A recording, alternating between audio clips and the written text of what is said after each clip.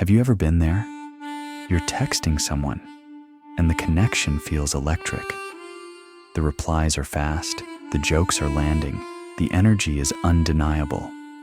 You put your phone down, feeling a sense of excitement, a real possibility. And then, you send a message the next day. You see the delivered receipt. An hour goes by, then 3. By evening, you're rereading your own message, wondering if you used the wrong emoji or if your question was somehow strange. The person who was so engaged just yesterday has suddenly become a ghost. It's a uniquely modern kind of psychological whiplash, one that leaves you feeling confused, insecure, and completely fixated on what just happened. You start questioning everything. Was the connection real? Did I imagine it? Are they just busy? Or is this a game? This leads us to one of the most confusing paradoxes in human connection. Why would someone who is seemingly interested in you intentionally create distance? It feels counterintuitive. If you want to get closer to someone, you move closer, right? You communicate more, you show more interest. But the behavior of playing hard to get operates on a completely different psychological principle, one that's wired deep into our brains, the principle of scarcity. Think about it. We value what is rare: a limited edition pair of sneakers, a front row ticket to a sold-out show, a piece of vintage clothing. When something is abundant and easily accessible, we tend to take it for granted. When it's scarce and requires effort to obtain, its perceived value skyrockets. This dynamic, whether we like it or not, often bleeds into our relationships. The person who pulls back is, consciously or unconsciously, making their attention a scarce resource. And in doing so, they often trigger a deeper, more primal desire in us to pursue, to win, to attain what feels just out of reach. But here's the thing. It's not one size fits all. Lumping everyone who creates distance into the category of a game player is a massive oversimplification. In reality, there are distinct psychological profiles behind this behavior, and understanding them can save you a world of confusion. First, you have the strategist. This is the classic archetype we think of when we hear the phrase, playing hard to get. The strategist operates with conscious intent. She has likely internalized cultural messages, advice from friends, or perhaps even old-fashioned dating rules that say, don't be too available, or make them work for it. She genuinely believes that what comes easy isn't valued. Her actions are a calculated performance designed to test your commitment and increase her perceived worth in your eyes. It's not necessarily malicious. From her perspective, it's a quality control mechanism. She might see your text immediately, but purposefully wait a few hours to reply to avoid looking too eager. If you ask her out for Friday, she might say she's busy, even if she isn't, just to see if you'll try again for Saturday. She is creating a series of small hurdles for you to jump over, and each one you clear reinforces her belief that you are genuinely interested and not just looking for something easy.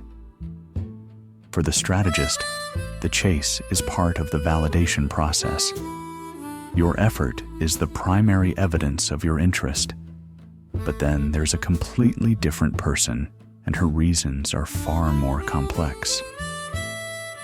Let's call her the protector. For her, distance is not a tactic, it's a shield. Her behavior looks identical to the strategist's on the surface. Slow replies, canceled plans, a sudden emotional coolness. But the motivation is rooted in fear, not strategy. The protector has likely been hurt before.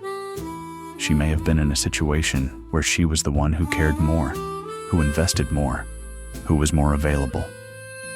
And she paid the price for it with a broken heart. Her subconscious has now created a powerful defense mechanism with one core rule: never be the one left holding all the feelings. When she feels herself getting close to someone, when the connection starts to feel real and wonderful, an internal alarm goes off. That alarm says, "Warning, vulnerability detected, high risk of getting hurt again." And so, she pulls back. It's a preemptive retreat.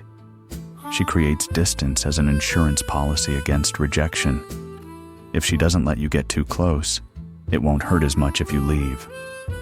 Imagine you have a fantastic date with her. The conversation flows, you both laugh until your sides hurt, and there's a palpable chemistry. The next day, you send a heartfelt text about what a great time you had. Her reply is a lukewarm, one-word answer. The warmth is gone. That isn't a strategic move to make you want her more. It's a terrified reaction to how much she liked you. The very success of the date made her feel exposed, and her instinct is to run back to safety. Now here's where it gets even more interesting, because there's a third type who isn't even aware she's part of this dynamic. This is the unintentional tester. She is not playing a game, strategic or defensive. She is simply living her life. Her slow responses and limited availability aren't a manufactured strategy. They are the genuine result of a full, busy, and well-rounded existence. She may be passionate about her career, dedicated to a creative hobby, deeply invested in her friendships, or simply someone who needs a lot of solitude to recharge. Her identity isn't defined by her dating life. When she doesn't text back for 6 hours, it's because she left her phone in her locker at the gym and then went straight to dinner with a friend. When she can't see you for a week, it's not a test. It's because her schedule is genuinely packed with things that matter to her. Her behavior, while completely unintentional, serves as an incredibly effective filter. It naturally weeds out individuals who require constant attention and instant gratification. It filters for people who are patient, secure in themselves, and understand that a healthy partner has a life of their own. She isn't testing you to see if you're worthy of her time. Her life itself is the test, and only those who can respect her independence and pace will even have a chance to get close to her. So you see, what looks like one simple behavior on the surface, creating distance, can be driven by 3 vastly different psychological engines: a calculated strategy to build value, a fear-based defense to avoid pain, or an authentic expression of a self-sufficient life. The first step to understanding her isn't about learning how to win the game, but about figuring out if she's even playing one at all. Understanding these different types is one thing, but to truly get to the heart of this behavior, we have to look deeper, beneath the surface-level actions, into the formative experiences that built these walls in the first place. The truth is, these patterns of relating to others don't just appear out of nowhere in adulthood. They are often born in childhood, forged in the complex dynamics of our earliest relationships. Let's go back to the protector. Her fear of being hurt, that visceral need to pull away when things get good, is often the ghost of an insecure attachment style. She might have grown up with a parent who was emotionally inconsistent, warm and available one day, cold and distant the next. As a child, she would have learned a painful lesson. The person you love most can also be the source of your greatest anxiety. Love becomes associated with unpredictability and the terrifying feeling of potential abandonment. So, as an adult, when she meets someone who makes her feel that same wonderful yet scary sense of connection, her childhood survival programming kicks in. Pulling back isn't a conscious choice. It's a deeply ingrained reflex designed to protect her from that old, familiar pain. It's a tragic paradox. The very intimacy she craves is the trigger for the defense mechanism that pushes it away. Her behavior isn't about you. It's about her past fighting to control her present. Now, what about the strategist? Her calculated moves might seem less emotional, but they often spring from a similar well of insecurity. She may have been raised in an environment where love was conditional. Perhaps praise and affection were only given for achievements, good grades, winning a competition, being perfectly behaved. She learned that her inherent self was not enough to guarantee love. She had to earn it. Her value was tied to her performance. Fast forward to her dating life, and she unconsciously recreates this dynamic. She sets up a series of tests and hurdles because, deep down, she doesn't believe she is worthy of love just for being herself.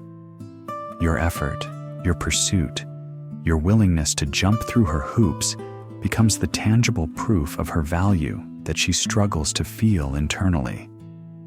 The game isn't really a game at all. It's a desperate, subconscious attempt to prove her own worth to herself by measuring how much someone else is willing to expend to get her. Each cleared hurdle provides a temporary hit of validation, quieting the inner voice that whispers she isn't good enough on her own. And even the unintentional tester, whose independence is so often a genuine strength, can have a shadow side. Sometimes, that fierce self-sufficiency is itself a defense mechanism, built after a disappointment or a realization that depending on others can lead to letdown. Her fortress of a life, filled with her own passions and pursuits, feels safe. It guarantees she will never be left feeling empty or lost if a relationship ends. However, this admirable independence can sometimes make it difficult for her to truly make space for another person. She might struggle with the vulnerability required to let someone become an integral part of her world, rather than just a welcome visitor. This all comes down to a central, painful knot that so many of us carry: the tangled-up relationship between our self-worth and our availability. Society, in countless subtle and not-so-subtle ways, often teaches us that what is easily attained is less valuable. For women especially, there has been a long-standing cultural narrative about the virtue of being pursued, of being the prize to be won. To be the one who initiates, who shows clear and immediate interest, can feel like a violation of these unwritten rules, triggering a deep fear of being seen as desperate or too much. Her emotional distance, therefore, becomes a shield. It's not just about protecting her heart from you. It's about protecting her sense of self from the perceived social shame of wanting something too badly. So what is the answer here? How do you connect with someone who keeps you at arm's length without playing into a game or making them feel pressured? The solution isn't about grand gestures or trying to outsmart her strategy. It's about something much quieter and more profound: genuine, consistent, and respectful patience. If you suspect you're dealing with the protector, consistency is your greatest tool. When you don't vanish after she inevitably pulls away, you are sending a powerful non-verbal message. I'm still here. You are safe. I am not like the others. This steady presence can slowly calm her nervous system and teach it that connection doesn't have to end in abandonment. For the strategist, your authentic and unwavering interest over time, detached from her tests, shows her that you are interested in her, not the thrill of the chase.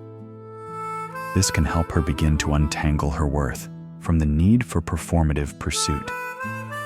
And for the unintentional tester, simply respecting her full life while cherishing the time she does give you proves you are a secure partner who seeks to add to her world, not conquer it.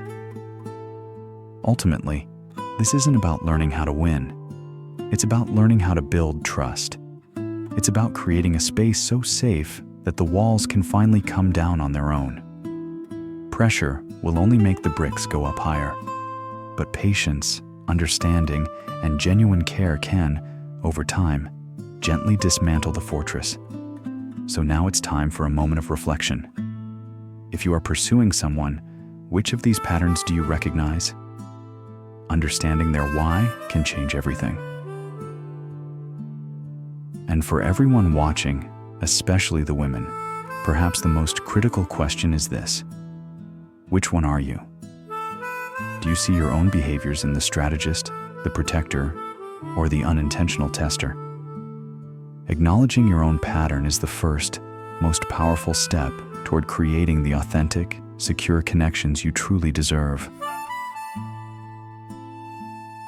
If these insights resonated with you, I'd really appreciate it if you hit like, subscribe, and hit the bell for more deep dives into the psychology of our everyday lives.